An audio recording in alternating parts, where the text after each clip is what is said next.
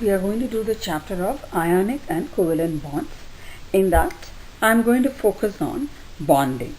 And there are different kinds of bonding, and the bonds which we will be covering is ionic bond, covalent bond, coordinate bond, and metallic bond. And in this video, I'll be focusing mainly on ionic bond, and ionic bonds are formed between group 1, 2, 3 elements and group 6 and 7 elements, or I can also say that they are formed between metals and non-metals. So let's go further and learn about ionic compounds and bonding. And I'm going to focus more on bonding, ionic bonding. Consider the elements sodium and chlorine. Sodium belongs to group 1 and the element chlorine belongs to group 7. So now when I write down their electronic configuration, the electronic configuration of sodium ends with 3s1 and that of chlorine it ends with 3p5. And looking at the electronic configuration, you can see that sodium will lose one electron to get stable because the 1s2, 2s2, 2p6 is the inert gas configuration. And looking at the electronic configuration of chlorine, it needs one more electron to get the next inert gas configuration argon. Therefore, it will gain one electron. So when sodium loses one electron, it will become sodium plus, and when chlorine gains one electron, it will become Cl minus. So what happens? I have a positive sodium ion and a negative Cl minus. So the positive sodium ion will attract the negative Cl negative, and an ionic bond is formed between them. So this results in a neutral compound NaCl.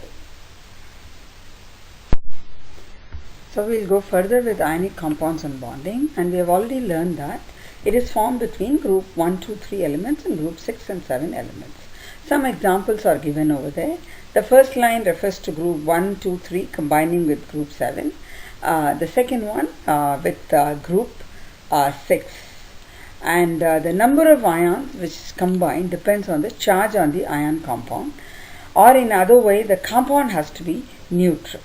For example, when magnesium 2 plus is going to combine with Cl minus, in order to neutralize the 2 positive charge on magnesium, I need 2 Cl minus, and hence the formula is MgCl2.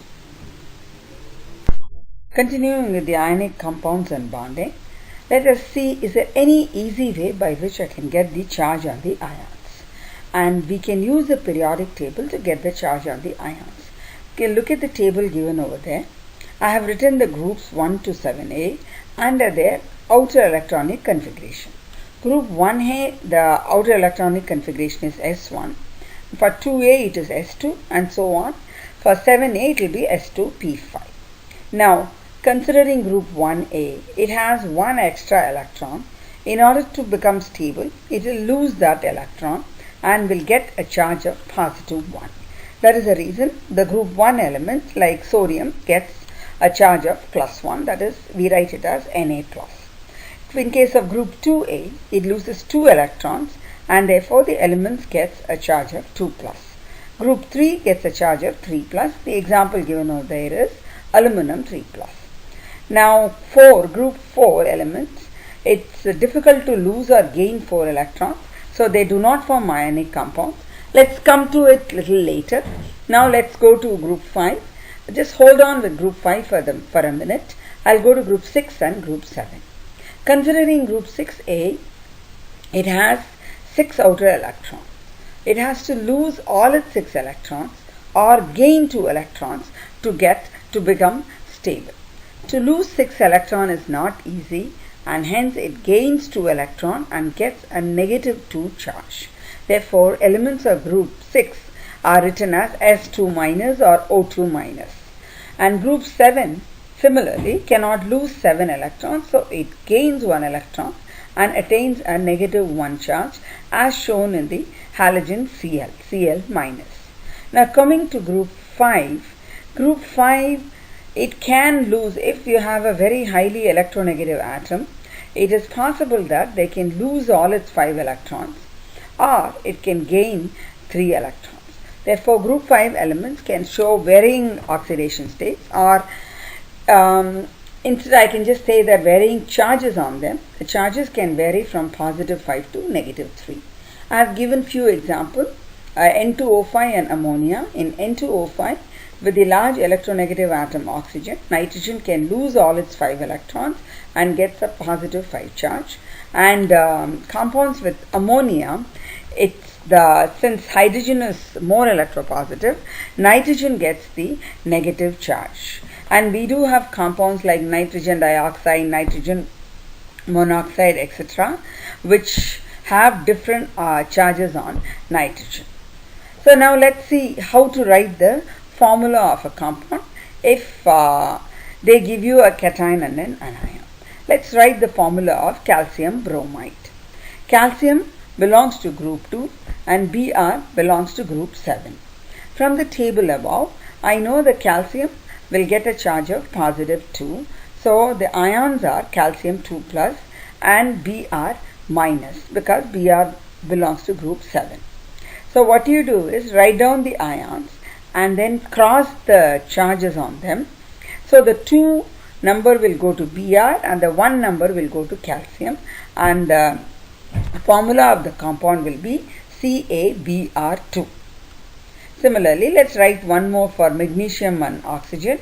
Magnesium with group 2 belonging to group 2 has a charge of 2 plus, and oxygen belonging to group 6 has 2 minus.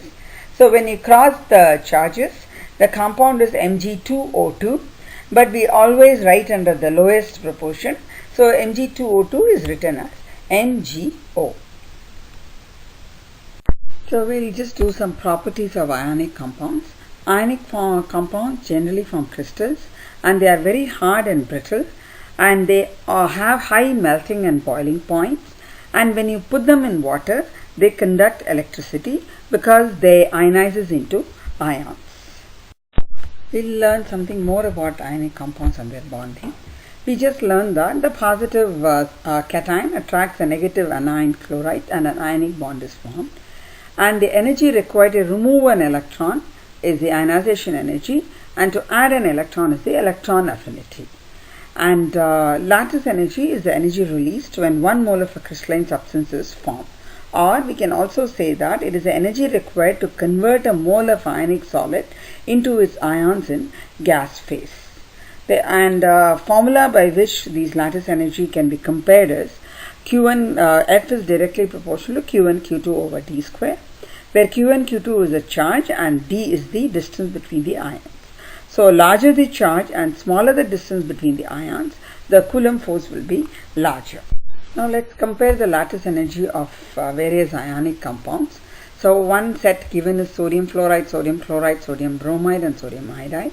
And sodium fluoride has a larger lattice energy because the size of the anion increases.